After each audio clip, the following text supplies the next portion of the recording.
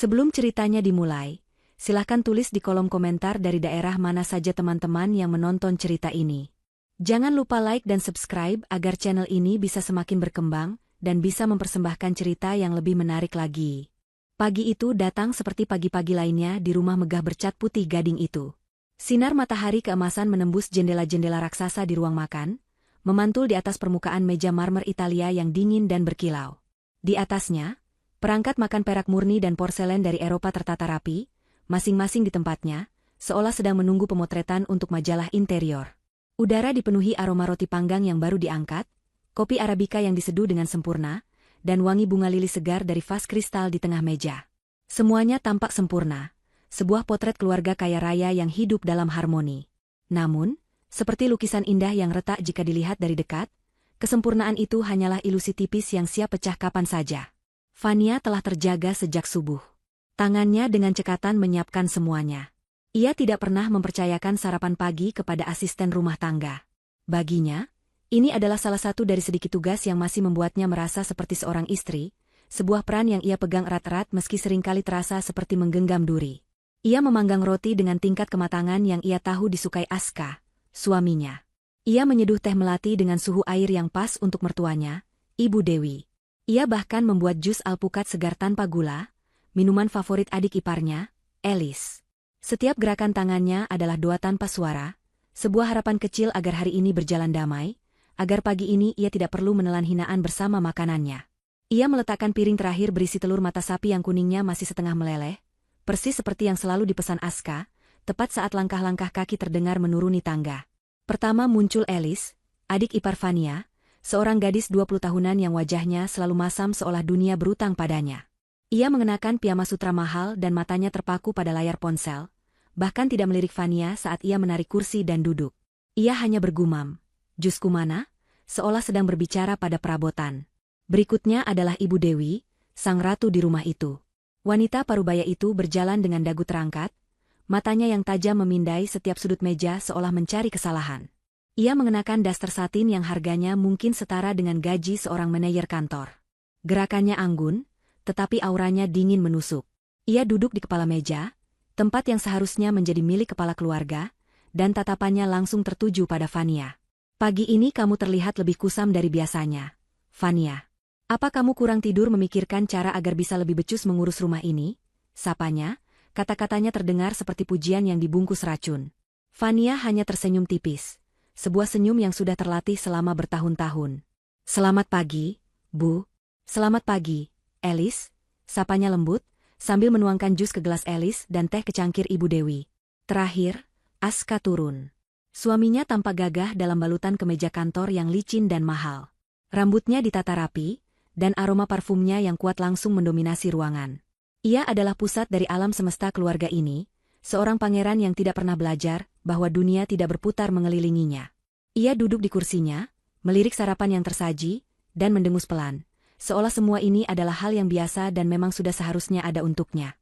Ia sama sekali tidak menyapa Vania. Selama beberapa saat, hanya ada suara denting sendok dan garpu yang beradu dengan piring.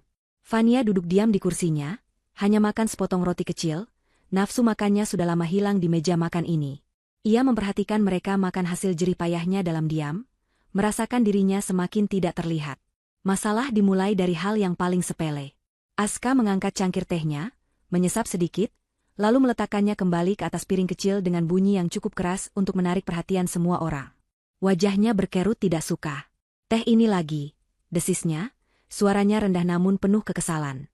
"Sudah berapa kali kukatakan padamu, Vania, aku tidak suka teh yang terlalu pekat. Apa sesulit itu untuk mengerti instruksi sederhana?" Vania merasakan jantungnya mencelos. Padahal ia sudah mengurangi takaran tehnya pagi ini. "Maaf, Mas. Mungkin aku salah menakar. Biar kubuatkan yang baru," ujarnya cepat, hendak berdiri. "Duduk," perintah Ibu Dewi dengan nada tajam. Matanya menatap Vania dengan tatapan merendahkan. "Jangan membela diri. Akui saja kalau kamu memang tidak becus. Tentu saja dia tidak akan pernah bisa benar, Aska. Keturunan biasa mana mengerti selera tinggi keluarga kita. Mereka terbiasa minum teh tubruk murahan, bukan teh impor." Elis tertawa kecil dari balik ponselnya. "Benar kata ibu, Kak Vania kan dari kampung.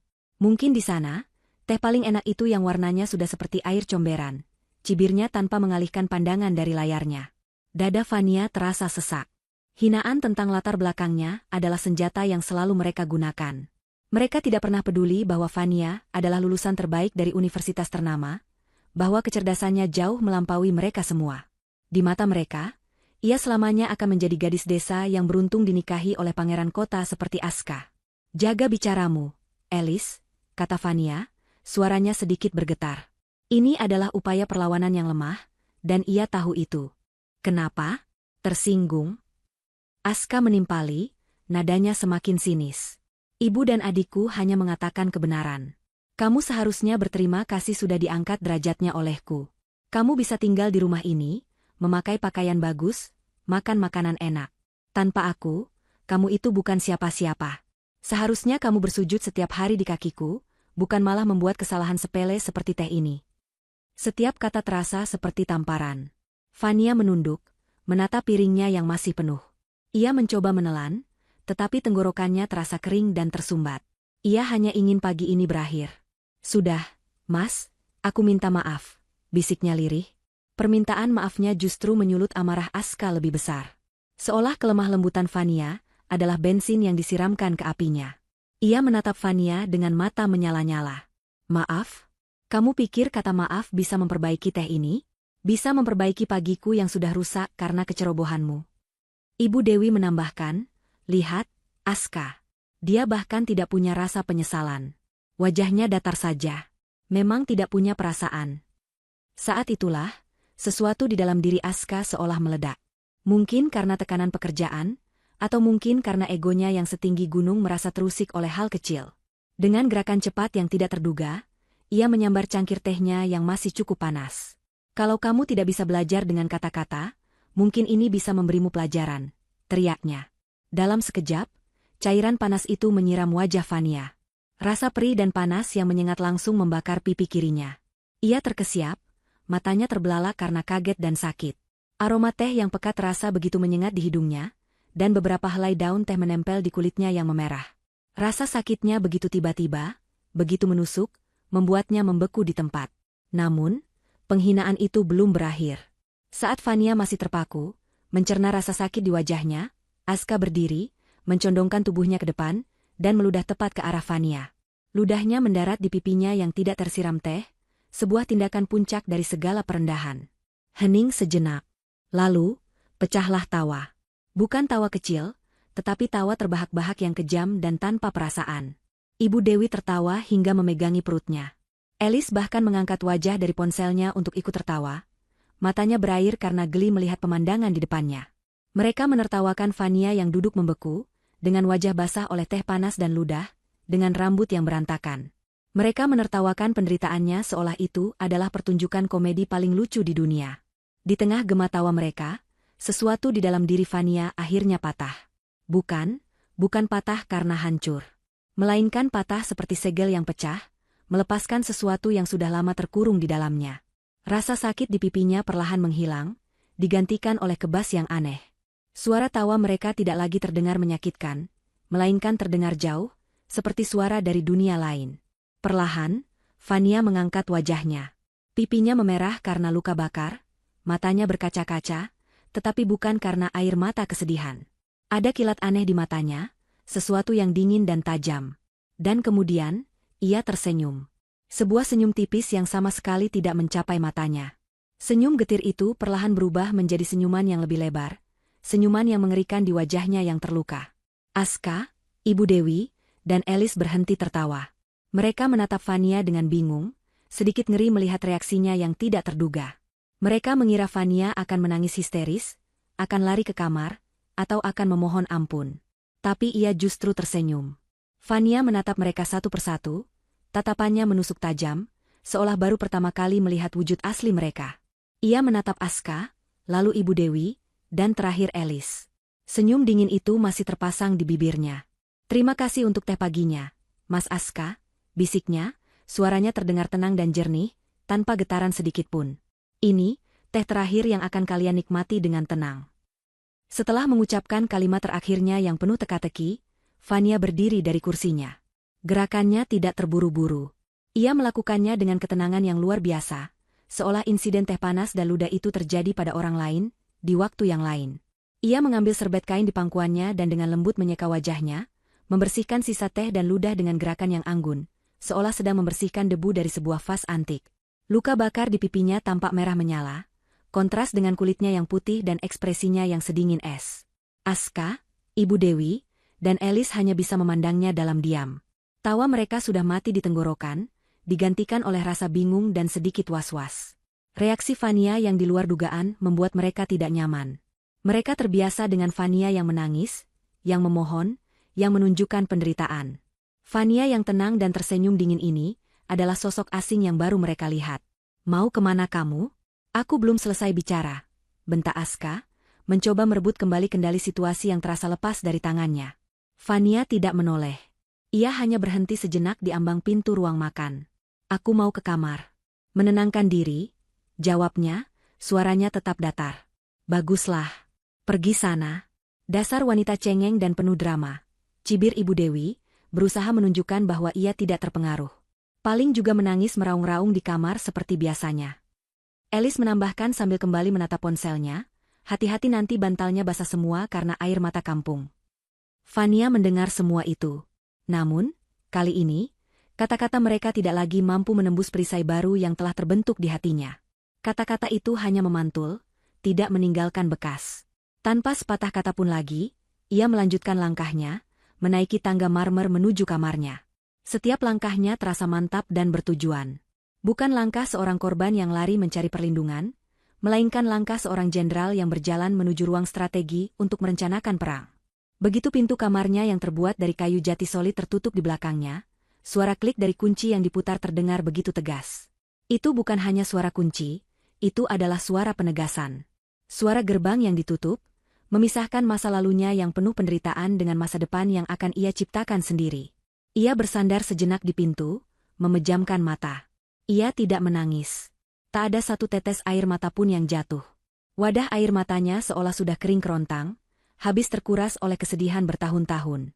Yang tersisa kini hanyalah gurun kemarahan yang dingin dan tekad yang sekeras baja. Ia berjalan ke kamar mandi pribadinya yang mewah, lebih besar dari kamar tidur kebanyakan orang. Ia menatap pantulan dirinya di cermin besar berbingkai emas. Wajahnya pucat, dengan bercak merah menyala di pipi kirinya.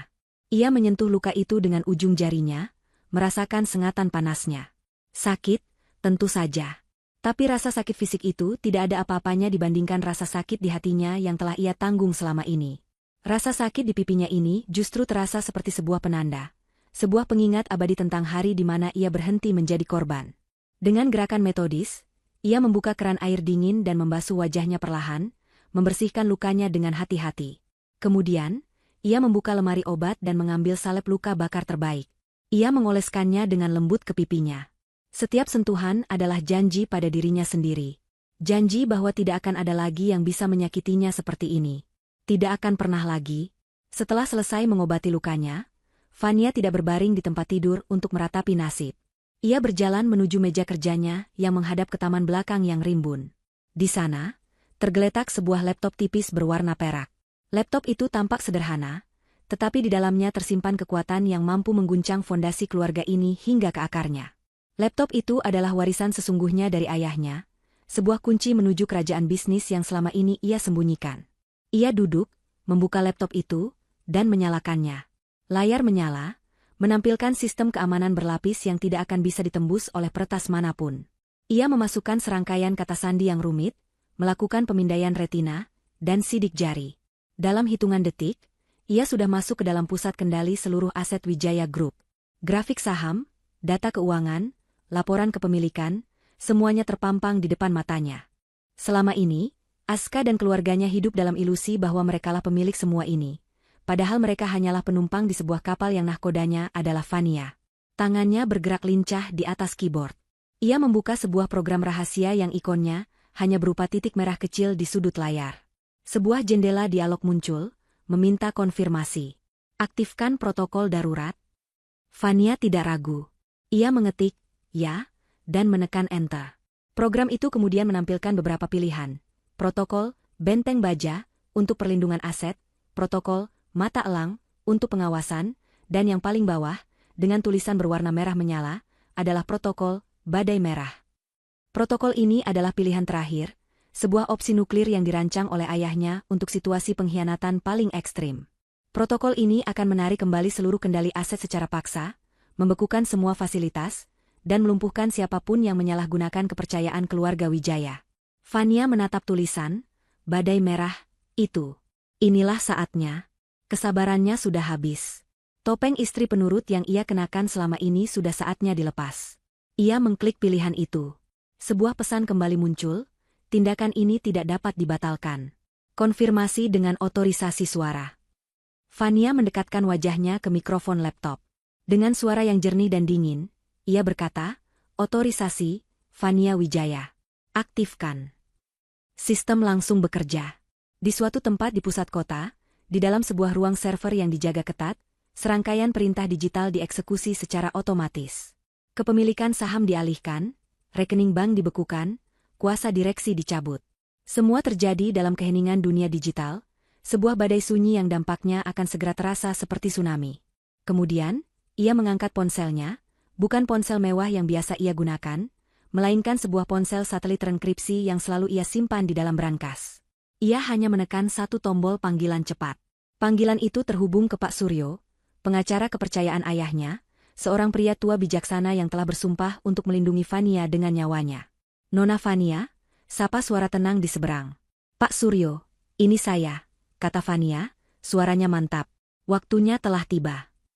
Hening sejenak. Pak Suryo langsung mengerti. Protokol yang mana, Nona? Aktifkan protokol badai merah.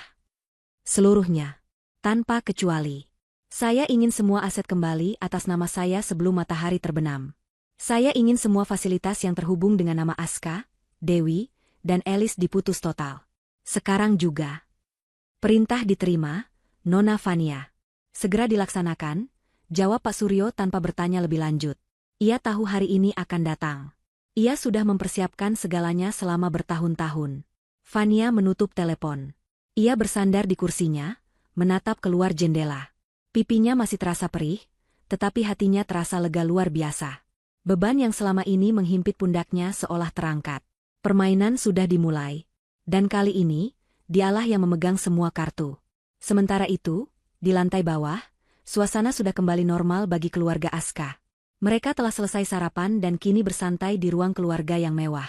Aska sedang membaca berita bisnis di tabletnya, Ibu Dewi sedang menelepon teman-teman sosialitanya untuk bergosip, dan Eli sedang sibuk memilih tas tangan bermerek terbaru di sebuah situs belanja online. Insiden di meja makan tadi sudah mereka lupakan, dianggap sebagai drama pagi yang tidak penting. Bu, aku beli tas ini, ya? Harganya cuma 150 juta. Lagi diskon, kata Elis manja, menunjukkan layar ponselnya pada ibunya. Ambil saja, sayang.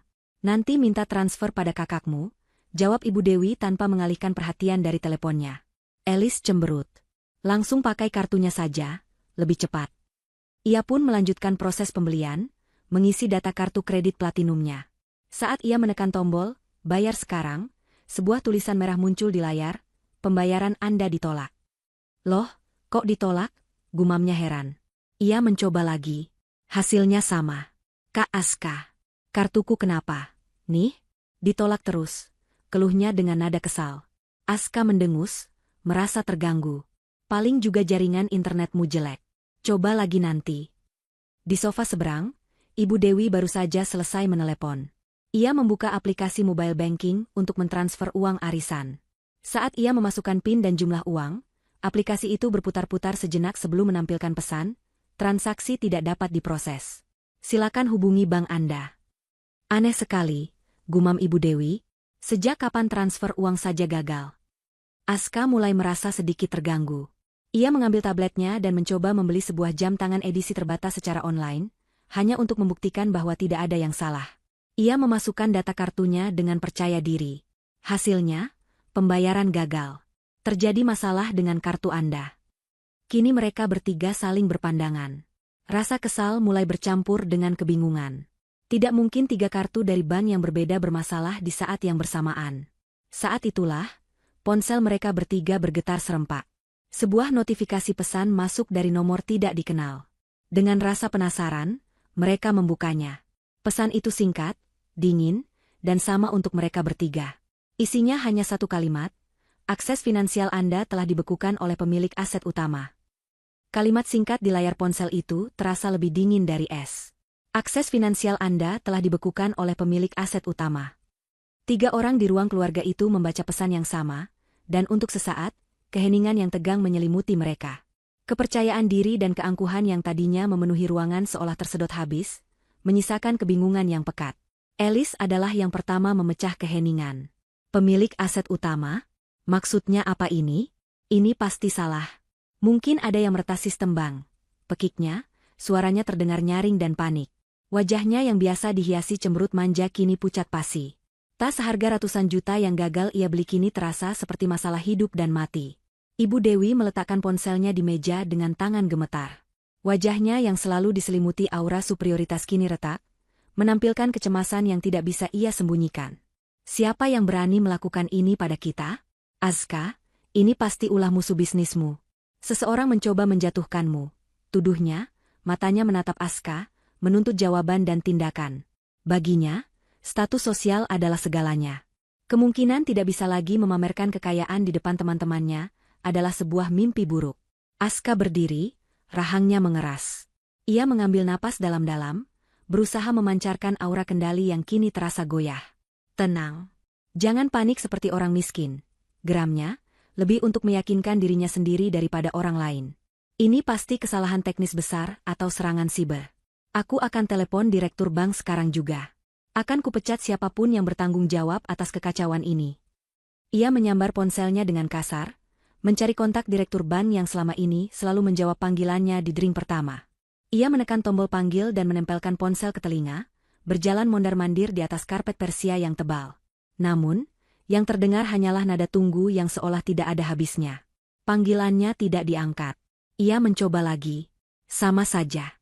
Rasa frustrasi mulai membakar dirinya. Ia kemudian mencoba menelepon beberapa manajer kepercayaannya di kantor. Hasilnya nihil. Semua panggilannya masuk ke kotak suara. Seolah-olah dalam sekejap, seluruh dunia profesionalnya telah memutus hubungan dengannya. Sementara di lantai bawah kekacauan mulai terbentuk. Di kamarnya, Fania justru merasakan kedamaian yang belum pernah ia rasakan sebelumnya. Ia berdiri di depan jendela, menatap taman yang terawat sempurna. Taman itu adalah satu-satunya sudut di rumah ini yang ia rancang sendiri. Di meja samping tempat tidurnya, ada sebuah bingkai foto perak sederhana. Di dalamnya, foto seorang gadis remaja yang tersenyum bahagia, memeluk seorang pria parubaya yang tampak bijaksana dan hangat. Pria itu adalah ayahnya, Tuan Wijaya. Fania mengambil bingkai foto itu, jarinya mengelus lembut wajah ayahnya di balik kaca. Saat itulah, ingatannya melayang kembali ke masa lalu, ke hari-hari sebelum semua kepalsuan ini dimulai. Kilas balik itu begitu jelas, seolah baru terjadi kemarin. Ayahnya, Tuan Wijaya, bukanlah tipe konglomerat yang suka pamer.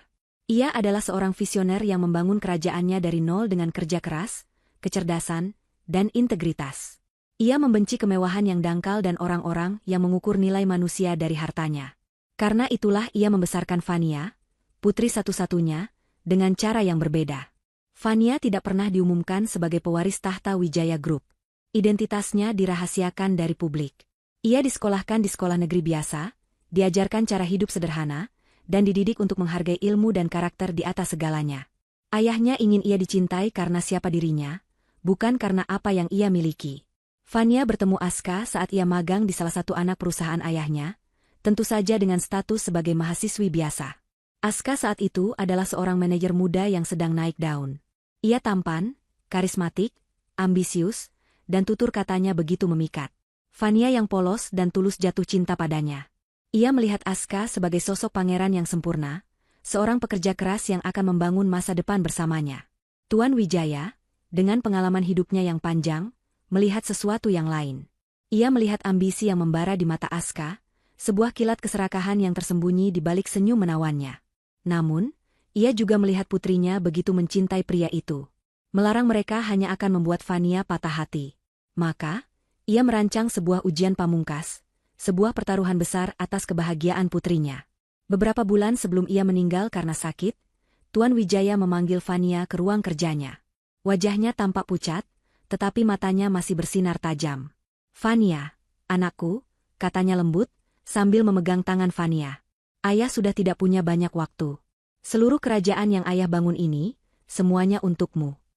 Ia kemudian menjelaskan sebuah struktur kepemilikan yang rumit yang telah ia siapkan bersama Pak Suryo. Seluruh aset Wijaya Group, termasuk rumah ini, perusahaan-perusahaan, dan semua kekayaan lainnya, berada di bawah sebuah perusahaan induk rahasia yang terdaftar di luar negeri. Dan satu-satunya pemilik perusahaan induk itu adalah Fania. Aska akan diangkat menjadi direktur utama di perusahaan paling mentereng, ia akan diberi ilusi kekuasaan penuh. Rumah ini akan diatasnamakan padanya. Ia akan diberi semua kemewahan yang ia dambakan.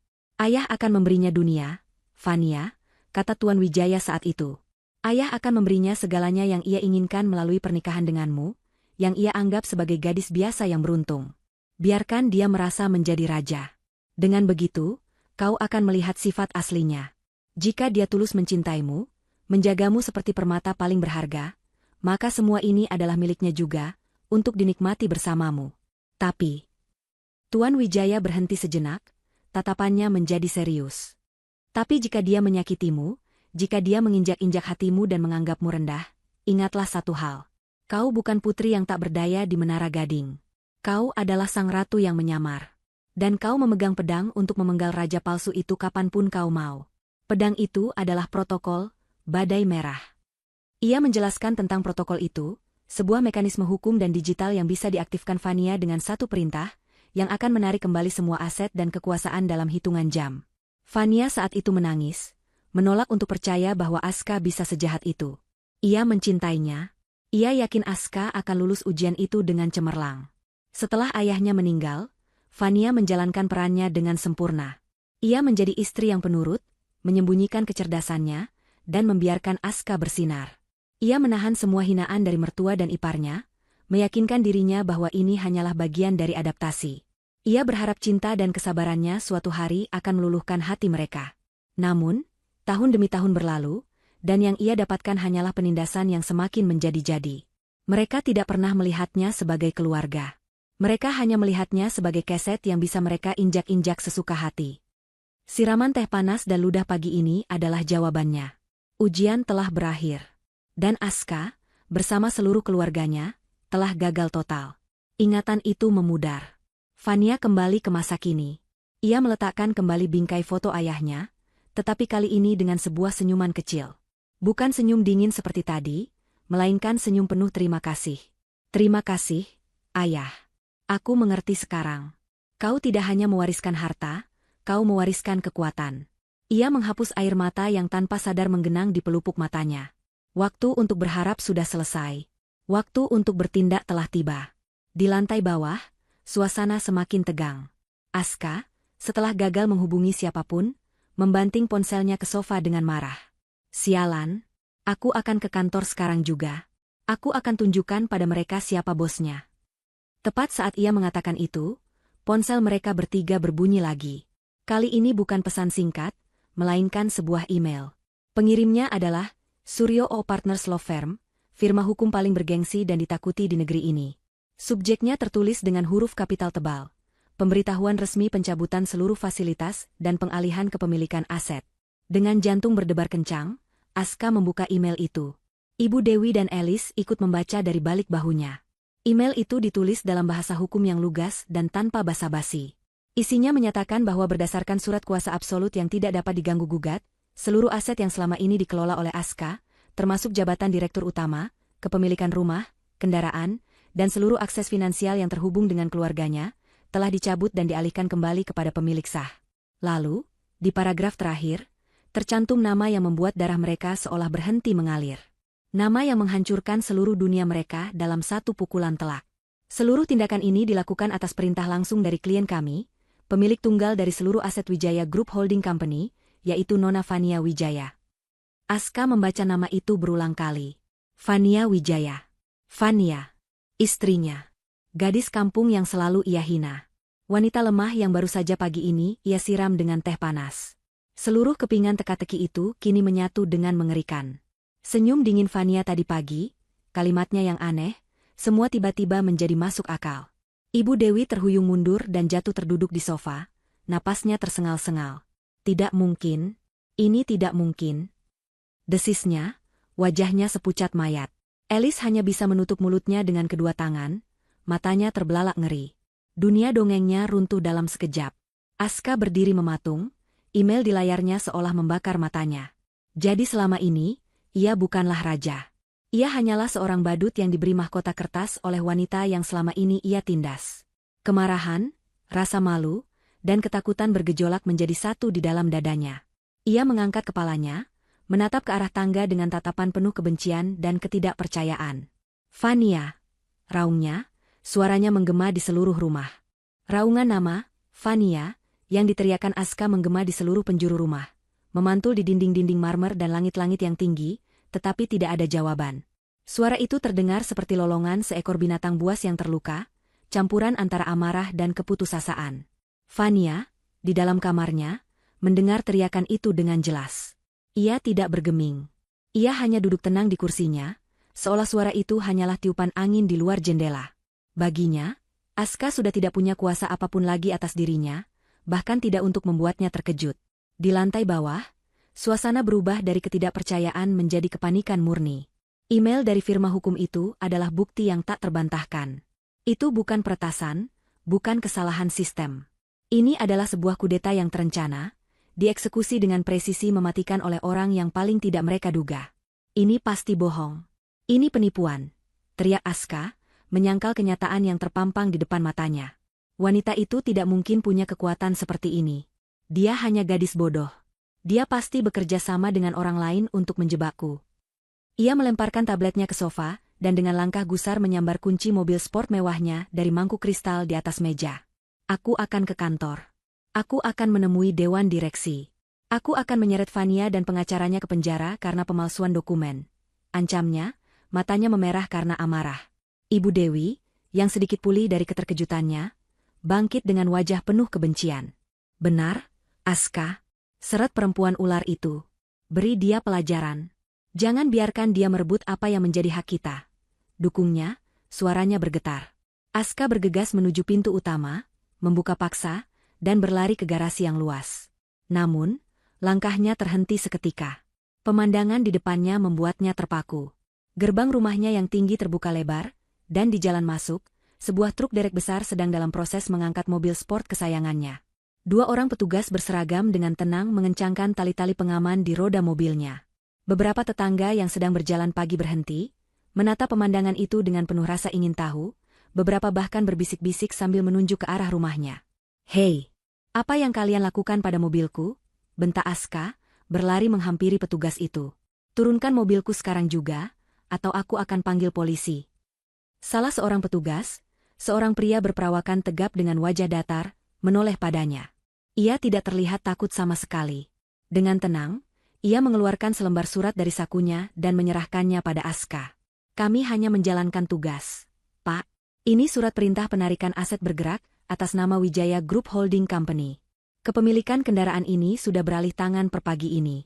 Pemilik baru meminta kami untuk mengamankannya. Aska merobek surat itu dengan geram. Aku tidak peduli dengan surat bodoh ini. Aku pemiliknya. Petugas itu hanya mengangkat bahu. Silakan selesaikan masalah Anda dengan firma hukum Suryo O Partners. Tugas kami di sini sudah selesai. Ia memberi isyarat kepada rekannya, dan perlahan, truk derek itu mulai bergerak, membawa pergi mobil sport seharga miliaran rupiah itu dari hadapan pemilik lamanya. Aska hanya bisa berdiri di sana. Napasnya memburu, tangannya terkepal erat hingga buku-buku jarinya memutih. Ia merasakan tatapan para tetangga seperti jarum yang menusuk kulitnya. Ini adalah penghinaan publik pertamanya, dan rasanya begitu menyakitkan.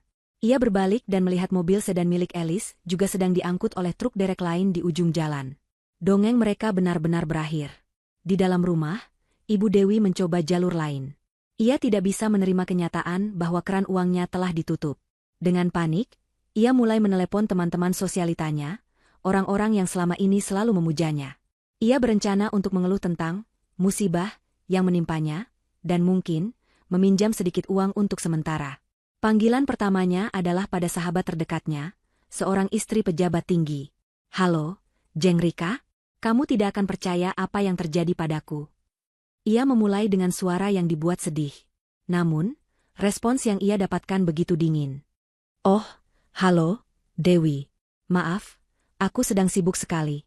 Nanti aku telepon lagi, ya." Klik. Panggilan diputus sebelum Ibu Dewi sempat berkata apa-apa lagi.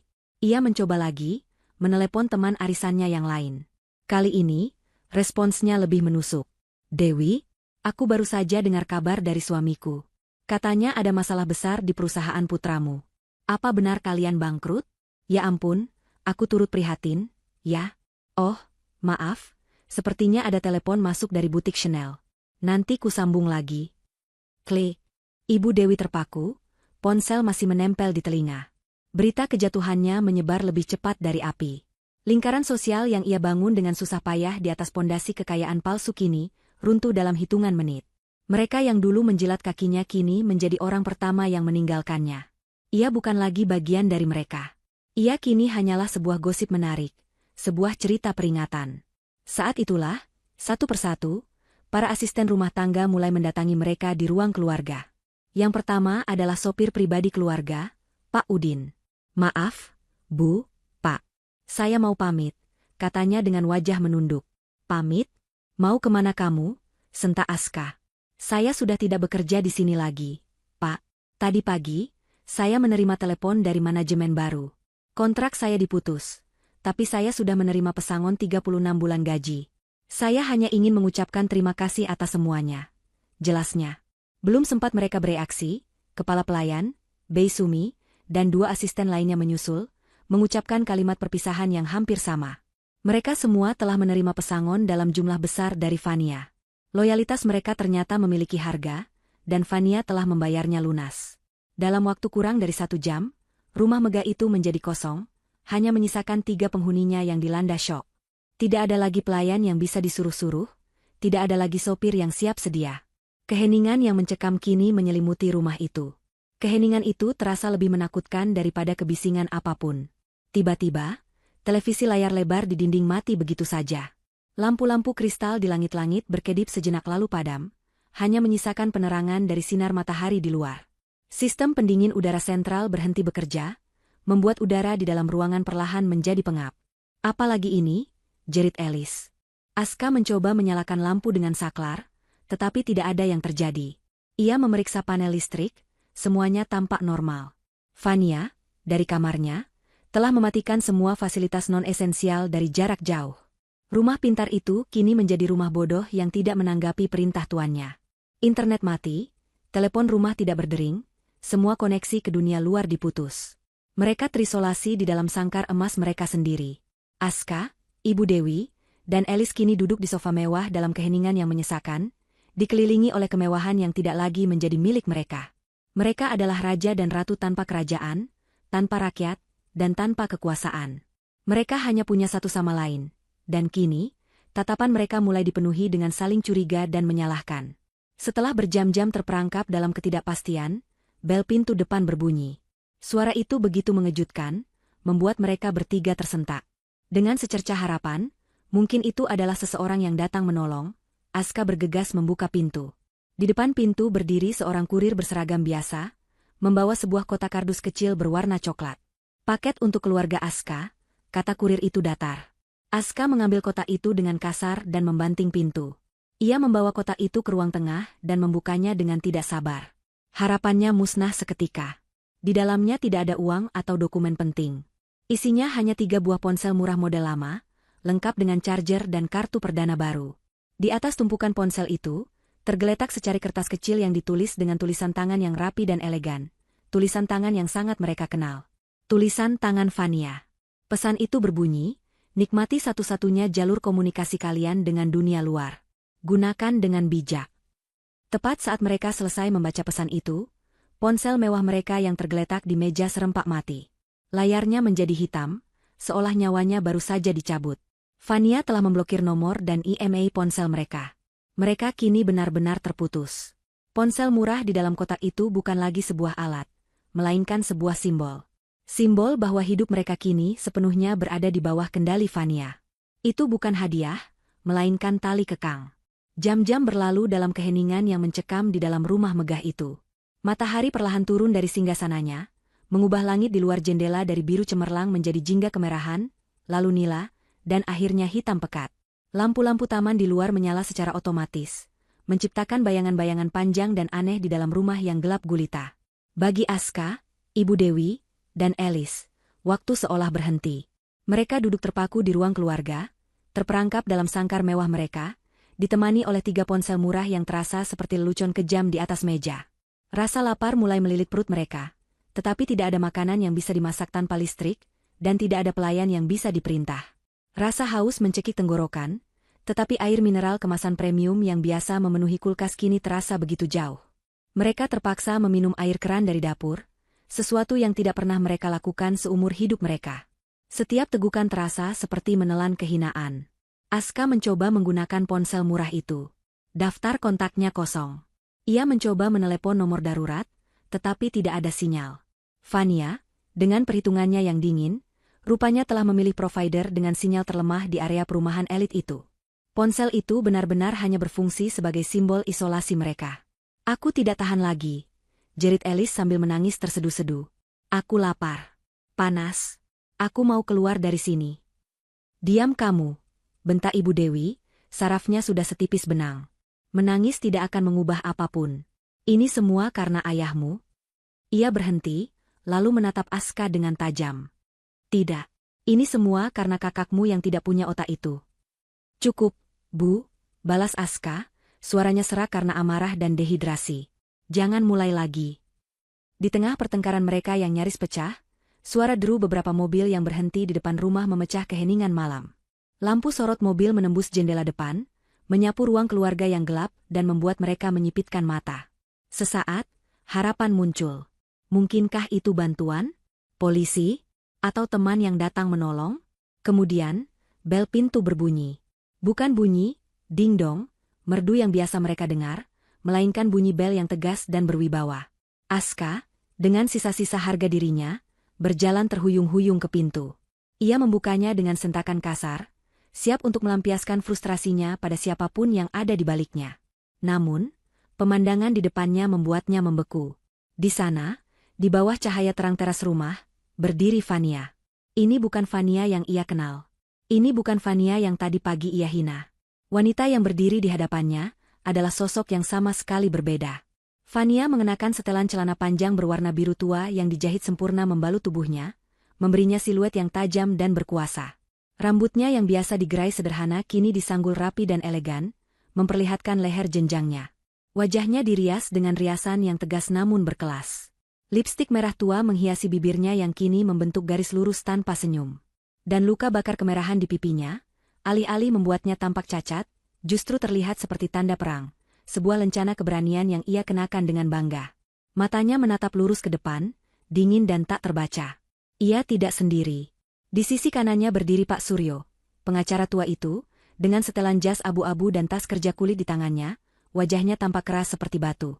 Di sisi kirinya dan di belakangnya, berdiri 4 orang pria berbadan tegap dan tinggi. Semuanya mengenakan setelan hitam yang serasi dengan alat komunikasi di telinga mereka. Mereka adalah tim keamanan profesional, dan kehadiran mereka memancarkan aura intimidasi yang membuat nyali Aska menciut seketika. Fania bahkan tidak melirik Aska. Ia melangkah melewati ambang pintu seolah Aska hanyalah patung penjaga pintu yang tidak penting. Ia berjalan masuk ke dalam rumahnya sendiri, diikuti oleh rombongannya. Kehadirannya seketika mengubah atmosfer ruangan. Ia bukan lagi istri yang tak terlihat, ia adalah sang ratu yang datang untuk merebut kembali istananya. Aska, Ibu Dewi, dan Elis hanya bisa menatapnya dengan mulut ternganga. Transformasi Fania begitu total dan mengejutkan, seolah ulat telah berubah menjadi naga. Fania, apa-apaan ini? Desis Aska, menemukan kembali suaranya yang tercekat. Fania mengabaikannya. Ia memberi isyarat kecil pada Pak Suryo. Pengacara itu melangkah maju, membuka tas kerjanya, dan mengeluarkan beberapa lembar dokumen resmi. Selamat malam, sapa Pak Suryo, suaranya tenang namun tanpa kehangatan. Saya di sini mewakili klien saya, Nona Fania Wijaya, pemilik sah dari properti ini. Sesuai dengan dokumen hukum yang berlaku, saya menyerahkan surat perintah pengosongan rumah secara paksa. Ia meletakkan surat itu di atas meja kopi. Anda sekeluarga diberi waktu 30 menit untuk mengumpulkan barang-barang pribadi Anda. Pakaian, dokumen identitas, dan barang-barang sentimental yang tidak memiliki nilai jual. Semua barang mewah, perhiasan, gawai elektronik, dan apapun yang dibeli menggunakan fasilitas dari Wijaya Group harus ditinggalkan. Tim keamanan akan mengawasi dan memastikan proses ini berjalan sesuai aturan. 30 menit. Waktu yang begitu singkat itu terasa seperti vonis mati. Kau sudah gila, Fania, teriak Aska, amarahnya meledak tak tertahankan. Ia mencoba melangkah maju untuk mencengkeram lengan Fania. Namun, sebelum ia sempat mendekat, dua orang dari tim keamanan langsung bergerak, berdiri di antara dirinya dan Fania, membentuk dinding manusia yang kokoh. Aska menabrak dada salah satu dari mereka yang terasa sekeras beton. "Jangan sentuh klien saya," kata salah satu petugas keamanan itu dengan suara rendah dan mengancam. Melihat dirinya tak berdaya secara fisik, Aska beralih ke serangan verbal. "Ini rumahku. Aku yang menandatangani surat-suratnya. Aku yang bekerja keras untuk semua ini. Kau itu hanya menumpang hidup padaku. Kau tidak punya apa-apa tanpaku, perempuan sialan." Fania akhirnya menoleh, menatap Aska untuk pertama kalinya malam itu. Tatapannya begitu dingin hingga bisa membekukan api. "Dulu," jawabnya dengan suara pelan yang mematikan, memotong setiap kata dengan presisi. "Saat kau masih menjadi suamiku, dan saat aku masih cukup bodoh untuk mengizinkanmu bermain, rumah-rumahan, dengan hartaku. Sekarang, keluar." Melihat Aska gagal, Ibu Dewi maju dengan taktik yang berbeda. Ia menjatuhkan dirinya ke lantai, menangis meraung-raung dengan dramatis. "Fania, anakku, kenapa kamu setega ini? Aku ini mertuamu. Aku ibumu juga. Di mana hati nuranimu? Setelah semua yang kami berikan padamu, begini balasanmu? Tolong, ampuni kami, Fania. Ampuni anakku." Fania menatap wanita yang bersujud di lantai itu tanpa ekspresi. Ia berjalan perlahan ke sebuah cermin besar yang tergantung di dinding, menyentuh pipinya yang terluka dengan ujung jarinya. "Seorang ibu tidak akan tertawa saat anaknya disiram air panas," katanya, suaranya terdengar jelas di ruangan yang sunyi itu. "Dan seorang mertua tidak akan terbahak-bahak saat menantunya diludahi di depan wajahnya. Anda bukan ibuku. Anda hanya parasit yang hidup dari kebaikanku. Dan mulai malam ini, rumah ini akan dibersihkan dari hama." Kata-kata itu menampar Ibu Dewi lebih keras daripada tangan manapun. Tangisannya berhenti seketika, digantikan oleh tatapan penuh kebencian. Elis hanya bisa berdiri di sudut, gemetar ketakutan sambil memeluk dirinya sendiri, meratapi nasibnya yang hancur. "Waktu kalian dimulai dari sekarang," kata Pak Suryo sambil melihat arlojinya. Apa yang terjadi selanjutnya adalah sebuah pemandangan yang menyedihkan. 3 orang yang terbiasa hidup dalam kemewahan dan dilayani kini berlarian panik di dalam rumah gelap, hanya diterangi oleh senter dari ponsel tim keamanan. Mereka terburu-buru memasukkan pakaian ke dalam koper-koper murah yang mereka temukan di gudang. Tim keamanan mengikuti setiap gerak-gerik mereka, memastikan tidak ada barang berharga yang ikut terbawa. Sebuah kalung berlian yang coba disembunyikan Ibu Dewi di dalam saku langsung diambil. Sebuah jam tangan mewah yang coba dikenakan Aska dilepas paksa dari pergelangan tangannya. Mereka ditelanjangi dari semua simbol status mereka. 30 menit kemudian, mereka bertiga digiring kembali ke ruang depan. Masing-masing hanya membawa 1 koper. Wajah mereka kotor oleh keringat dan air mata, pakaian mereka kusut. Mereka tampak seperti pengungsi yang terusir dari tanah kelahiran mereka. Tim keamanan membuka pintu depan lebar-lebar. Udara malam yang dingin menyambut mereka. Fania berdiri di dekat pintu, mengawasi mereka dengan tatapan seorang pemenang. Saat mereka berjalan melewati ambang pintu untuk terakhir kalinya, Aska berhenti dan menatap Fania dengan mata menyala-nyala. "Kau akan menyesali ini, Fania. Aku bersumpah, kau akan membayar untuk ini." Fania hanya tersenyum tipis. "Oh, aku tidak akan membayar apa-apa, Aska. Justru kalianlah yang baru akan mulai membayar. Anggap saja ini cicilan pertama."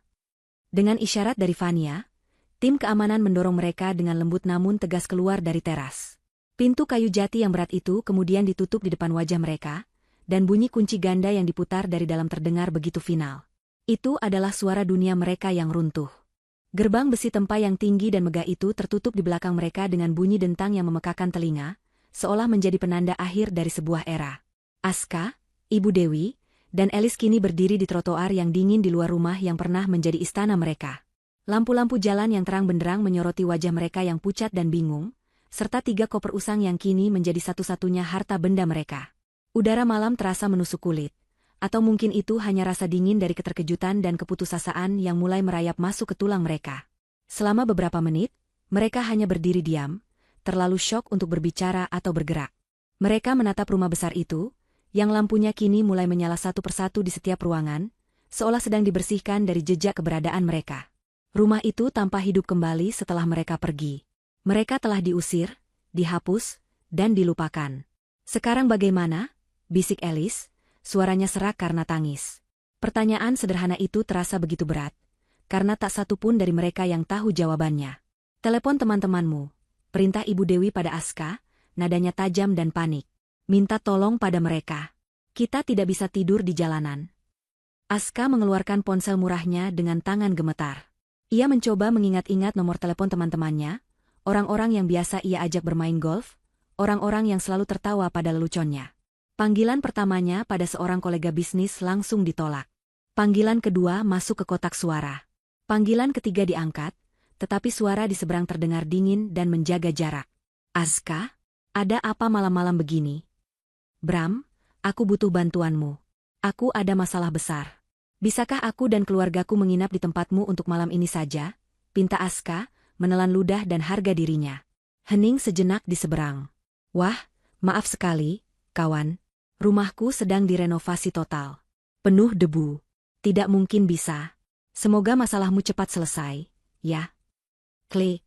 Panggilan diputus. Satu persatu, penolakan datang. Beberapa dengan alasan yang dibuat-buat, beberapa bahkan tidak diangkat sama sekali. Kabar tentang kejatuhannya rupanya sudah menjadi berita utama di lingkaran pertemanan mereka. Tidak ada yang mau berurusan dengan orang yang sudah jatuh. Mereka kini seperti penderita penyakit menular yang harus dijauhi. Putus asa, Aska akhirnya menelepon satu-satunya nomor yang tersimpan di ponsel itu selain nomor polisi, sebuah layanan taksi murah. Setelah menunggu hampir setengah jam, sebuah mobil tua yang usang dan berbau apek berhenti di depan mereka. Sopir taksi itu menatap mereka dengan aneh, melihat penampilan mereka yang kontras antara pakaian mahal yang kusut dan koper butut. Mau kemana, Pak, Bu? Tanya sopir itu. Mereka bertiga saling pandang. Mereka tidak punya tujuan. Jalan saja dulu, Pak, jawab Aska lirih. Di dalam taksi yang sempit dan pengap, penghinaan terus berlanjut. Mereka bertiga harus berdesakan di kursi belakang bersama koper mereka. Ibu Dewi terus mengomel tentang bau mobil, sementara Alice menangis tanpa henti. Aska hanya bisa menatap keluar jendela, melihat lampu-lampu kota yang gemerlap, dunia yang dulu menjadi miliknya kini terasa begitu asing dan kejam. Setelah berputar-putar tanpa tujuan, Aska menyadari bahwa ia hanya punya beberapa lembar uang ratusan ribu di dompetnya, sisa uang tunai yang kebetulan ia ambil beberapa hari lalu. Jumlahnya tidak akan cukup untuk menyewa kamar hotel, bahkan hotel melati sekalipun. Dengan berat hati, ia meminta sopir taksi untuk mencari penginapan termurah, sebuah rumah kontrakan petak. Taksi itu membawa mereka ke sebuah bagian kota yang belum pernah mereka kunjungi sebelumnya. Sebuah area padat penduduk dengan ganggang sempit, bangunan-bangunan tua yang catnya sudah mengelupas, dan aroma got yang menyengat di udara. Mobil berhenti di depan sebuah bangunan dua lantai yang tampak kumuh. Di depannya ada papan bertuliskan, "Terima kos kontrakan petak, harian bulanan." Dengan sisa uangnya, Aska membayar sewa untuk 1 malam dan uang deposit. Seorang pria bertubuh gempal dan berkumis tebal, pemilik kontrakan, mengantar mereka ke sebuah kamar di ujung lorong yang gelap. Pintu dibuka, dan aroma lembab dan apek langsung menyambut mereka. Ruangan itu kecil, mungkin tidak lebih besar dari kamar mandi pribadi mereka dulu. Hanya ada satu kasur tipis di lantai yang seprainya sudah kusam, sebuah lemari kayu kecil yang salah satu pintunya miring, dan sebuah kipas angin berkarat di sudut. Dindingnya penuh dengan noda bekas rembesan air dan beberapa coretan. Sebuah jendela kecil dengan terali besi menghadap ke dinding bata bangunan sebelah. Kamar mandinya bahkan lebih parah, dengan bak air yang berlumut dan toilet jongkok yang kotor. Inilah rumah baru mereka. Begitu pemilik kontrakan pergi, pintu ditutup, dan mereka bertiga ditinggalkan dalam kesunyian yang memekakan. Kehancuran realitas menghantam mereka dengan kekuatan penuh. "Aku tidak mau tinggal di sini," jerit Alice histeris, menendang lemari reot itu. "Ini menjijikkan. Penuh kuman." "Ini semua salahmu, Aska," raung Ibu Dewi, menunjuk wajah putranya dengan jari gemetar. "Lihat apa yang telah kau perbuat pada kami. Kalau saja kau tidak sekasar itu pada Fania.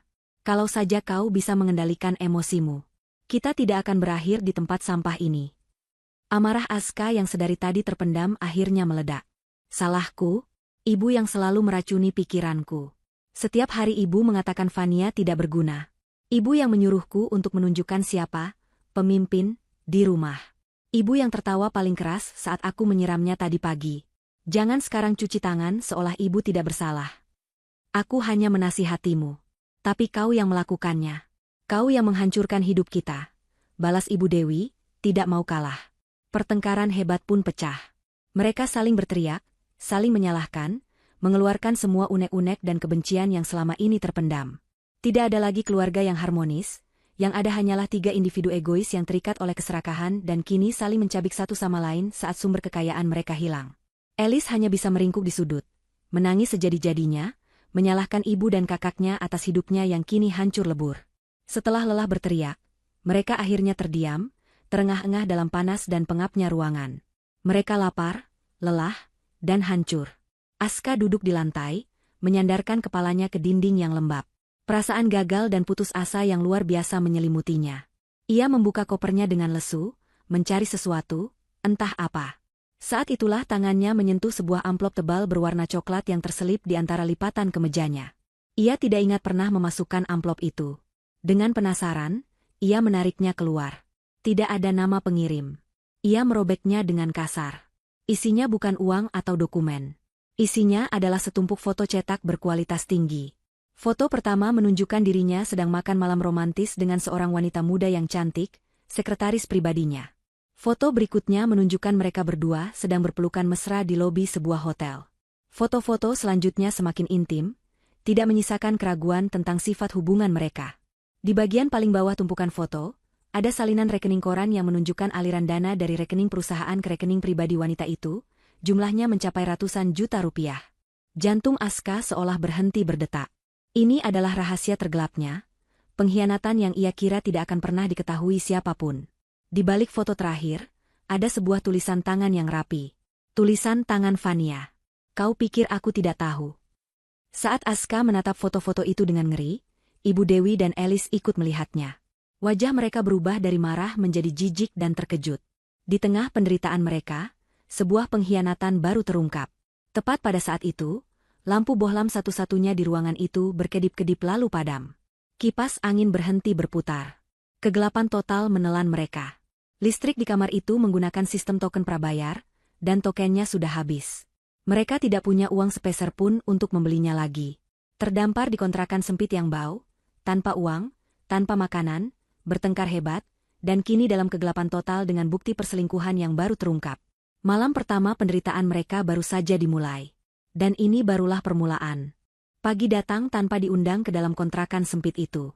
Bukan dengan cahaya keemasan yang lembut seperti di rumah lama mereka, melainkan dengan sorot matahari yang kejam dan panas yang menembus celah-celah jendela berkarat, serta suara bising jalanan yang riuh rendah, klakson motor, teriakan pedagang, dan tangisan anak tetangga. Kegelapan semalam telah menyingkap pemandangan yang lebih mengerikan di bawah cahaya. Lantai yang kotor, dinding yang berjamur, dan 3 sosok manusia yang terbangun bukan karena istirahat, melainkan karena kelelahan setelah semalaman bertengkar dan meratap. Keheningan di antara mereka terasa berat dan penuh racun. Tumpukan foto perselingkuhan Aska masih tergeletak di lantai, menjadi pusat dari lingkaran kebencian mereka.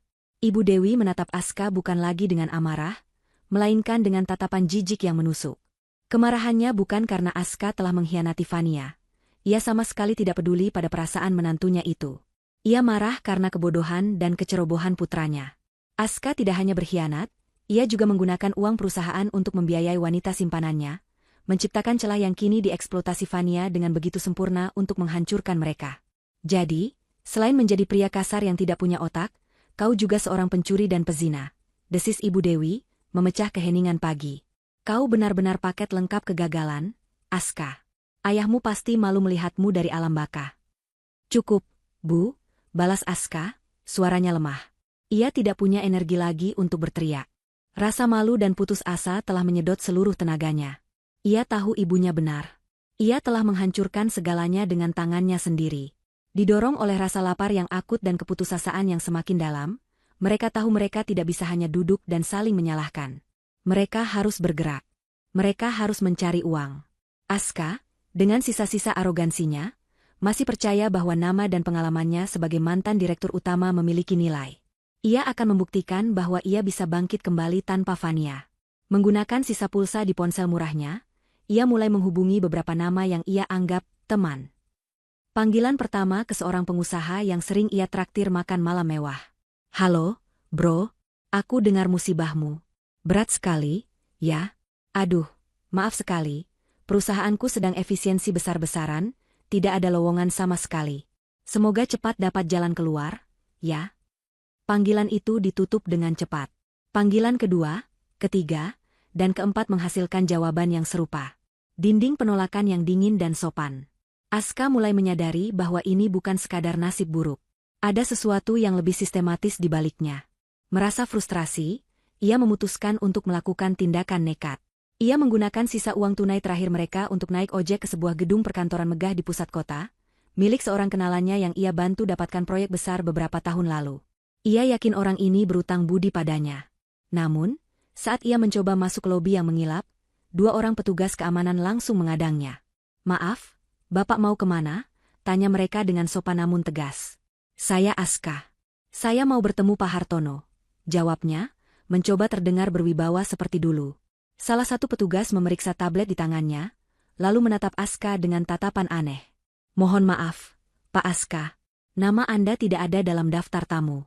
Dan sesuai instruksi, Anda tidak diizinkan masuk ke gedung ini." "Apa maksudmu?" "Aku kenal baik dengan bos kalian," bentak Aska, mulai membuat keributan. Keributan itu menarik perhatian resepsionis, yang kemudian menghampiri mereka. Wanita muda itu menatap Aska dengan campuran rasa kasihan dan takut. "Maaf, Pak Aska," katanya dengan suara pelan. "Kami menerima edaran email dari Asosiasi Bisnis pagi ini. Nama Bapak ada di dalam daftar hitam profesional. Ada catatan mengenai isu integritas dan wan prestasi dari manajemen Wijaya Group yang baru. Instruksinya jelas, untuk tidak memberikan akses atau fasilitas apapun." Dunia Aska seakan runtuh untuk kedua kalinya. Jadi ini senjata Fania yang lain. Wanita itu tidak hanya mengambil hartanya, ia juga menghancurkan reputasinya hingga ke akar-akarnya. Ia telah meracuni setiap sumur, memastikan tidak ada setetes air pun yang bisa Aska minum untuk bertahan hidup. Dengan bahu terkulai dan wajah pucat, ia diantar keluar dari lobi seperti seorang penjahat. Di sisi lain kota, Ibu Dewi juga sedang menjalankan misinya yang sia-sia. Menolak untuk menyerah pada nasib, ia naik bus kota untuk pertama kalinya seumur hidup. Pengalaman itu sendiri adalah sebuah siksaan. Ia harus berdesakan, mencium berbagai macam bau yang tidak sedap, dan merasakan setiap guncangan jalan. Tujuannya adalah rumah Jeng Rika, sahabat sosialitanya, benteng terakhir dari dunia lamanya. Ia akan datang tanpa diundang, memohon belas kasihan. Setibanya di depan gerbang megah rumah itu, ia disambut oleh satpam yang sama sekali tidak ramah. "Ibu Rika tidak ada di rumah," kata satpam itu datar, bahkan sebelum Ibu Dewi sempat membuka mulut. "Bohong. Aku tahu dia ada di dalam. Bilang padanya ini Dewi," paksanya. Saat itulah, dari celah gerbang, matanya menangkap sebuah gerakan di jendela lantai 2. Ia melihat siluet Jeng Rika mengintip dari balik tirai, lalu dengan cepat menarik diri saat sadar ia terlihat. Hati Ibu Dewi hancur berkeping-keping.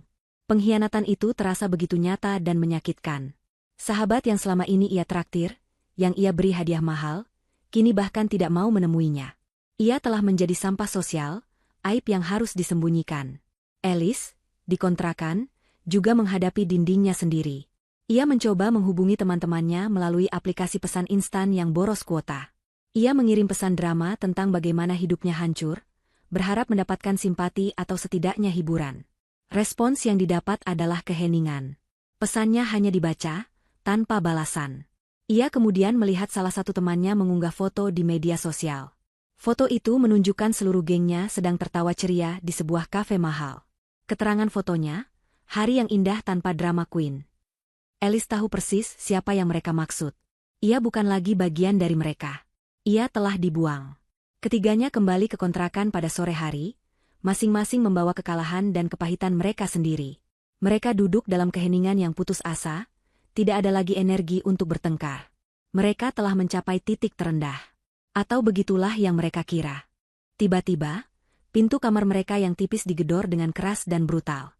Bukan ketukan, melainkan gedoran yang seolah hendak merobohkan pintu. Jantung mereka melonjak kaget. Aska, dengan ragu, berjalan dan membuka pintu. Di depan pintu berdiri 4 orang pria berbadan besar, bertato, dan berwajah sangar. Mereka tidak terlihat seperti tamu. Mereka terlihat seperti masalah. Pria yang berdiri paling depan, seorang pria botak dengan bekas luka di pelipisnya, tersenyum sinis, memperlihatkan gigi emasnya. "Aska?" tanyanya dengan suara serak dan berat. "Kenalkan, kami dari Solusi Sahabat. Kami dengar kau punya sedikit masalah pembayaran." Aska langsung pucat. Ia mengenali nama itu. Itu adalah perusahaan penagih utang dari lintah darat tempat ia meminjam uang dalam jumlah besar untuk memanjakan wanita simpanannya. Utang pribadi yang ia buat dengan jaminan jabatannya di perusahaan. Utang yang Fania sengaja tinggalkan untuknya. Aku akan bayar. Tapi beri aku waktu," gagap Aska. Pria botak itu tertawa. "Waktumu sudah habis, kawan." Ia dan anak buahnya mendorong Aska masuk dengan kasar, membuat Ibu Dewi dan Elis menjerit ketakutan. Mereka masuk dan mengunci pintu dari dalam. "Kami di sini hanya untuk mengingatkan. Utang pokokmu 500 juta. Dengan bunga yang berjalan setiap hari, sekarang sudah hampir 700. Kami akan kembali besok. Kalau uangnya belum ada, kami akan mulai mengambil cicilan dalam bentuk lain." Ia melirik Elis dengan tatapan menjijikan, lalu menepuk-nepuk pipi Aska dengan keras. "Kami tahu di mana kalian tinggal sekarang," bisiknya mengancam. "Tidak ada tempat untuk lari." Setelah memberikan ancaman itu, mereka pergi, meninggalkan ketakutan yang melumpuhkan di belakang mereka. Ancaman dari Fania adalah ancaman finansial dan sosial. Ancaman dari para penagih utang ini adalah ancaman fisik, ancaman terhadap nyawa dan kehormatan mereka. Mereka kini terjebak dalam lingkaran setan yang diciptakan Fania, di mana setiap jalan keluar ternyata adalah pintu masuk ke neraka yang lebih dalam. Ketakutan memiliki cara unik untuk memotivasi manusia. Ancaman dari para penagih utang itu menjadi cambuk api yang memaksa Aska, Ibu Dewi, dan Elis untuk bergerak melampaui batas keputusasaan mereka. Mereka tidak lagi punya pilihan. Ini bukan lagi tentang mengembalikan gaya hidup mewah, ini tentang bertahan hidup. Besok, para pria berwajah seram itu akan kembali, dan mereka tidak bisa datang dengan tangan hampa. Malam itu, setelah para penagih utang pergi, tidak ada lagi pertengkaran. Yang ada hanyalah diskusi panik yang didasari oleh teror. Mereka mengumpulkan semua sisa harga diri mereka yang tercabik-cabik dan mencoba memerasnya menjadi uang. Ibu Dewi, dengan air mata berlinang, membuka kopernya dan mengeluarkan satu-satunya benda berharga yang berhasil ia selundupkan keluar. Sebuah bros emas bertatahkan berlian kecil, warisan dari almarhumah ibunya. Itu adalah benda terakhir yang menghubungkannya dengan masa lalunya yang terhormat. Dengan tangan gemetar, ia menyerahkannya pada Aska. "Jual ini," isaknya. "Hanya ini yang kita punya." Keesokan paginya, pemandangan yang tak pernah terbayangkan sebelumnya terjadi. Ibu Dewi, wanita sosialita yang dulu hanya menginjakan kaki di butik-butik mewah, kini berjalan menyusuri lorong-lorong pasar tradisional yang becek dan ramai. Ia mendatangi sebuah toko gadai kecil yang terletak di sudut yang gelap. Pria di balik jeruji besi menatap bros itu dengan kaca pembesar, lalu menatap Ibu Dewi yang tampak putus asa, dan memberinya penawaran harga yang sangat rendah, hanya sepersekian dari nilai aslinya. Ibu Dewi mencoba menawar, tetapi pria itu hanya mengangkat bahu. Ia tahu orang di depannya sedang terdesak. Dengan berat hati dan perasaan terhina, Ibu Dewi menerima beberapa lembar uang lusuh sebagai ganti dari kenangan terakhir keluarganya. Sementara itu, Aska menelan ludah dan harga dirinya yang paling dalam. Setelah ditolak di semua kantor, ia tahu ia tidak bisa lagi memilih pekerjaan. Ia pergi ke sebuah kawasan industri di pinggiran kota, tempat truk-truk besar berlalu lalang dan debu beterbangan. Ia melihat sekelompok pria berotot sedang mengangkat karung-karung semen ke atas truk. Dengan ragu, ia menghampiri mandor mereka, seorang pria berperawakan keras dengan kulit legam terbakar matahari. "Pak, apa ada pekerjaan?" tanya Aska, suaranya terdengar canggung. Mandor itu menatap Aska dari atas ke bawah, dari kemejanya yang mulai lusuh namun masih terlihat mahal, hingga sepatu kulitnya yang tidak cocok untuk kerja kasar. Ia tertawa terbahak-bahak. "Kerjaan? Kau mau kerja apa di sini, Pak? Tanganmu lebih halus dari tangan istriku," ledeknya, yang disambut tawa oleh para kuli lainnya. "Saya butuh uang, Pak. Saya akan kerjakan apa saja," kata Aska, nadanya memohon. Melihat kilat keputusasaan di mata Aska, mandor itu berhenti tertawa. Ia menunjuk ke tumpukan karung semen. "Baiklah. Angkat karung-karung itu ke atas truk sana. Setiap karung, kau kubayar 2.000 perak. Dibayar sore nanti. Sanggup?" 2.000 perak. Dulu, Ia bisa menghabiskan jutaan rupiah hanya untuk sekali makan siang. Kini ia harus mengangkat beban seberat 50 kilogram, hanya untuk beberapa keping uang receh. Tapi ia tidak punya pilihan. Ia mengangguk. Pekerjaan pertamanya dimulai. Dalam 1 jam pertama, punggungnya terasa seperti akan patah, telapak tangannya lecet dan melepuh, dan napasnya tersengal-sengal. Setiap karung yang ia angkat adalah pengingat dari seberapa jauh ia telah jatuh. Alice, yang paling anti terhadap kerja keras, juga terpaksa bergerak. Didorong oleh ketakutan akan tatapan pria botak kemarin, ia berkeliling mencari pekerjaan apapun yang bisa ia dapatkan tanpa ijazah dan pengalaman. Setelah ditolak di beberapa toko, ia akhirnya diterima di sebuah mall besar, bukan sebagai pramuniaga seperti yang ia impikan, melainkan sebagai petugas kebersihan untuk area Pujasera. Hari pertamanya adalah neraka. Ia harus mengenakan seragam biru yang tidak pas di badan, mendorong troli berisi peralatan pel, dan membersihkan sisa-sisa makanan dan tumpahan minuman dari meja dan lantai. Ia harus menahan mual saat membersihkan toilet umum yang kotor. Beberapa kali, ia melihat gadis-gadis sebayanya, tipe gadis yang dulu menjadi temannya, berjalan melewatinya sambil berbisik dan menatapnya dengan tatapan jijik. Rasa malu membakar wajahnya, tetapi ia terus bekerja, didorong oleh bayangan wajah para penagih utang. Sore harinya, mereka bertiga kembali ke kontrakan, membawa hasil kerja keras mereka. Tubuh mereka sakit semua, semangat mereka hancur lebur. Mereka mengumpulkan uang yang mereka dapatkan, hasil penjualan bros, upah Aska sebagai kuli, dan gaji harian Alice. Jumlahnya menyedihkan. Cukup untuk membeli 3 bungkus nasi dan membayar token listrik, tetapi sangat jauh dari cukup untuk membayar utang ratusan juta itu. Mereka hanya berhasil membeli sedikit waktu. Siklus penderitaan mereka akan terus berlanjut. Saat mereka sedang makan malam dalam diam, hanya ditemani suara nasi bungkus dan desahan lelah, mereka mendengar suara televisi dari kamar sebelah yang dindingnya setipis kertas. Itu adalah acara bincang-bincang populer di jam tayang utama. Mereka tidak peduli, sampai mereka mendengar sebuah nama yang familiar disebut oleh pembawa acara. Dan malam ini, kita kedatangan tamu yang sangat istimewa, seorang visioner bisnis yang berhasil melakukan gebrakan luar biasa, CEO baru dari Wijaya Group. Mari kita sambut, Fania Wijaya. Aska, Ibu Dewi, dan Alice serentak berhenti mengunyah. Mereka saling pandang dengan ngeri.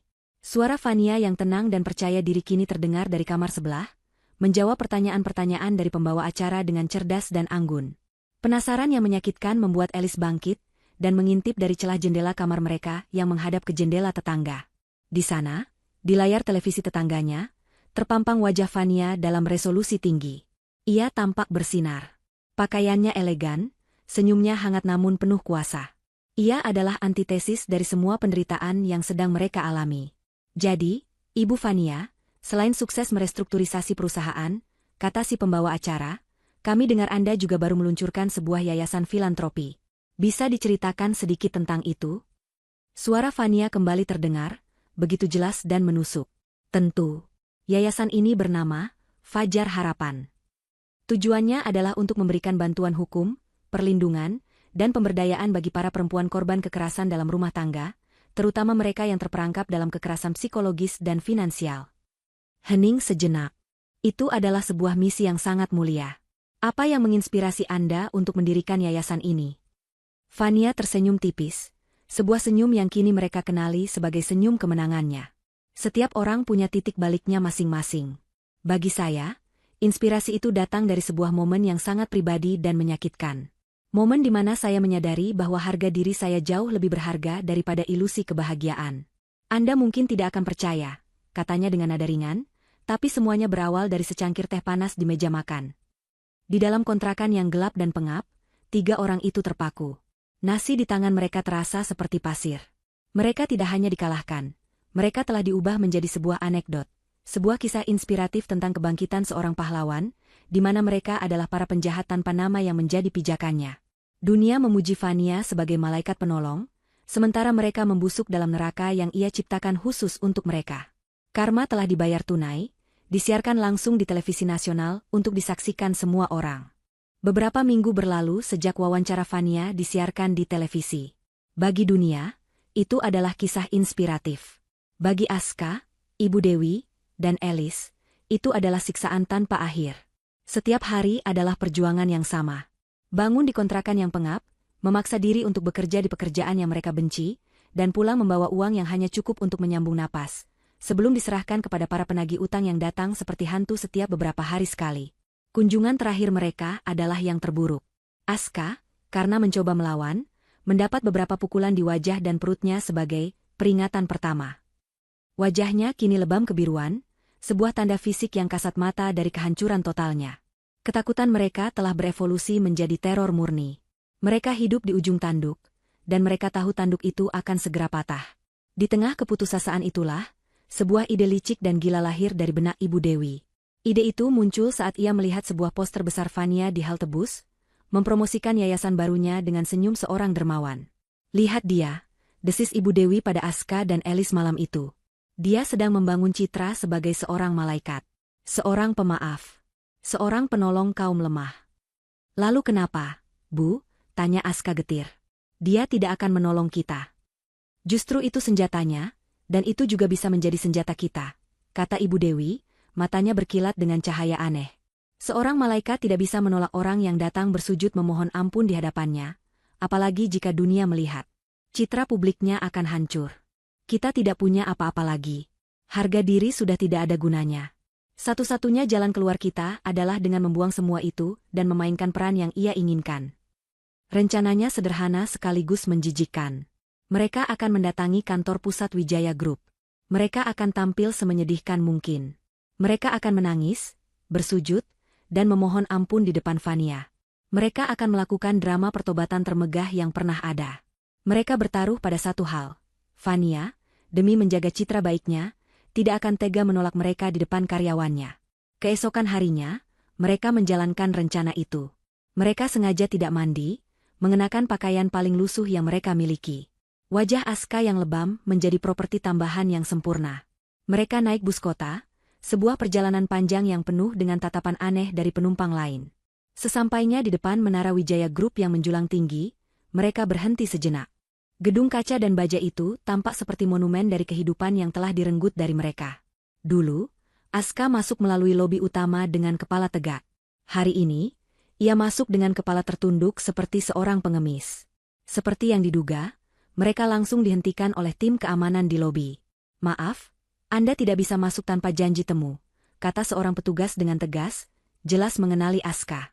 Disinilah pertunjukan dimulai. Tolong, Pak, kami hanya ingin bertemu dengan Ibu Fania. Raung Ibu Dewi, langsung menjatuhkan dirinya ke lantai marmer yang dingin dan menangis histeris. Kami keluarganya. Kami harus minta maaf padanya. Elis ikut menangis, sementara Aska berdiri dengan wajah memelas. Keributan itu langsung menarik perhatian semua orang di lobi. Beberapa karyawan mulai berbisik-bisik dan mengeluarkan ponsel mereka. Kepala keamanan datang dengan wajah tegang. Tepat saat ia hendak mengusir mereka dengan paksa, sebuah panggilan masuk ke alat komunikasinya. Ia mendengarkan sejenak, wajahnya berubah, lalu ia mengangguk. Baik, Bu, segera laksanakan. Ia menatap ketiga pembuat onar itu. Ikut saya. Ibu Fania akan menemui Anda. Harapan langsung menyala di hati mereka. Rencana mereka berhasil. Fania takut akan citranya.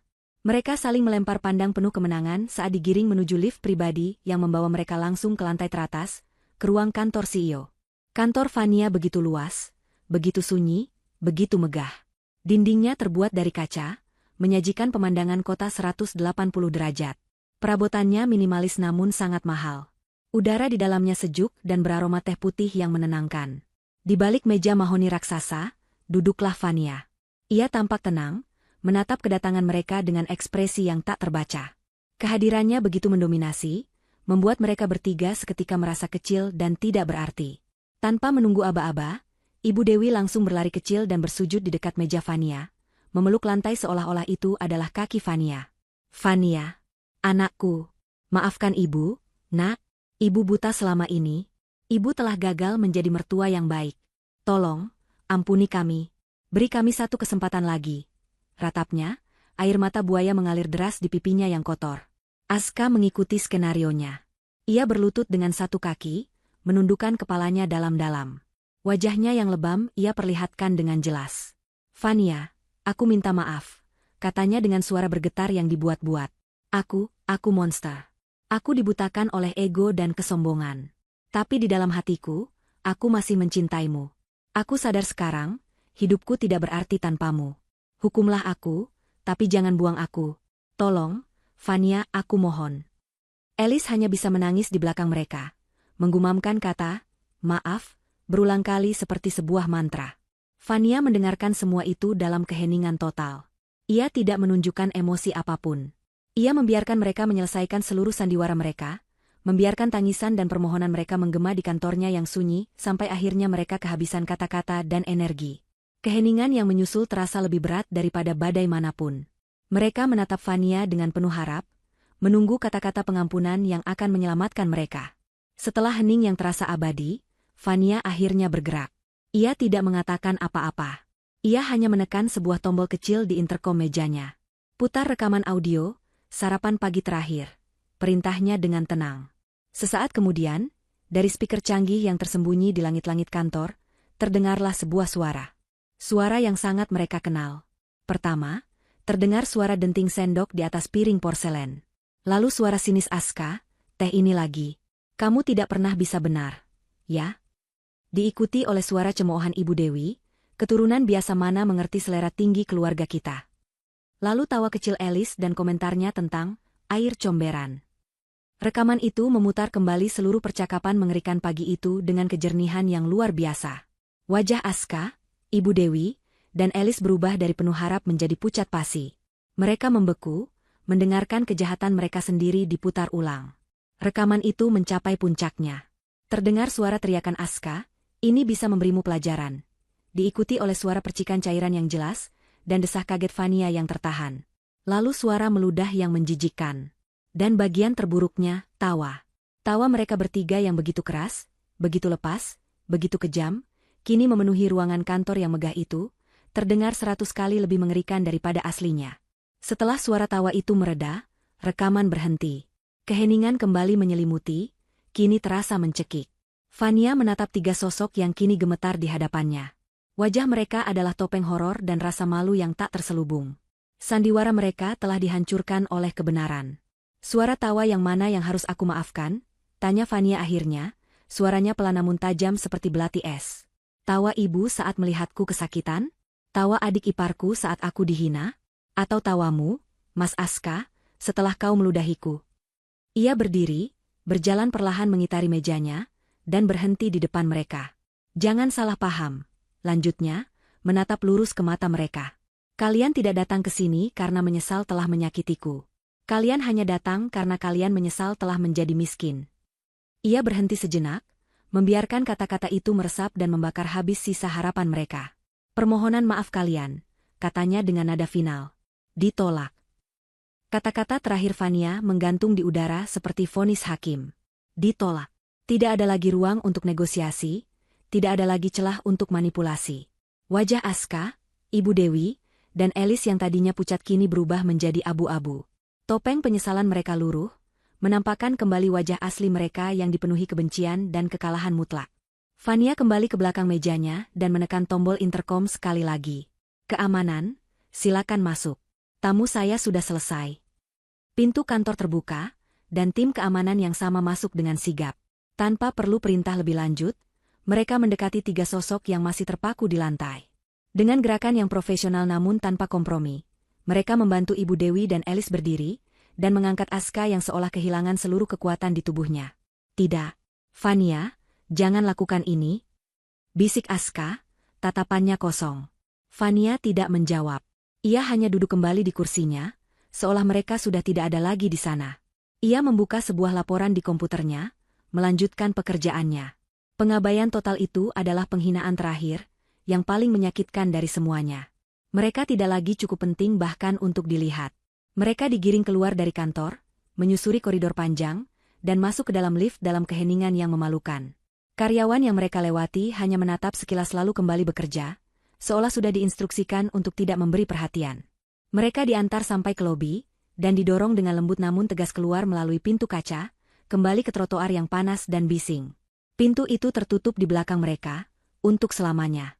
Kesempatan terakhir mereka telah hangus. 1 tahun kemudian. Waktu tidak menyembuhkan semua luka. Terkadang ia hanya menggoresnya lebih dalam hingga menjadi borok permanen. Bagi keluarga yang pernah menyandang nama Aska, waktu adalah musuh mereka. Aska kini mengenal dunia dari balik jeruji besi. Bukti penggelapan dana perusahaan yang disajikan oleh tim pengacara Fania, ditambah kesaksian dari mantan wanita simpanannya yang memilih untuk bekerja sama demi keringanan hukuman, sudah lebih dari cukup untuk menjebloskannya ke penjara selama bertahun-tahun. Di dalam selnya yang sempit dan berbau pesing, ia bukan lagi seorang direktur utama. Ia hanyalah narapidana nomor 786. Ia sering mencoba menceritakan kisah kejayaannya di masa lalu kepada narapidana lain, tentang rumah mewahnya, mobil sportnya, dan kekuasaannya. Ceritanya selalu disambut dengan tawa cemooh dan terkadang bogem mentah. Ia belajar dengan cara yang paling keras bahwa di dasar jurang, tidak ada yang peduli setinggi apa kau pernah terbang. Ibu Dewi menemukan nasibnya di tengah keramaian terminal bus antar kota. Setiap hari, dari pagi hingga malam, ia menggelar selembar koran di lantai yang kotor, menjual botol-botol air mineral dan beberapa bungkus tisu. Wajahnya yang dulu terawat kini keriput dan legam terbakar matahari. Tangannya yang dulu hanya menyentuh sutra dan perhiasan kini kapalan dan kotor.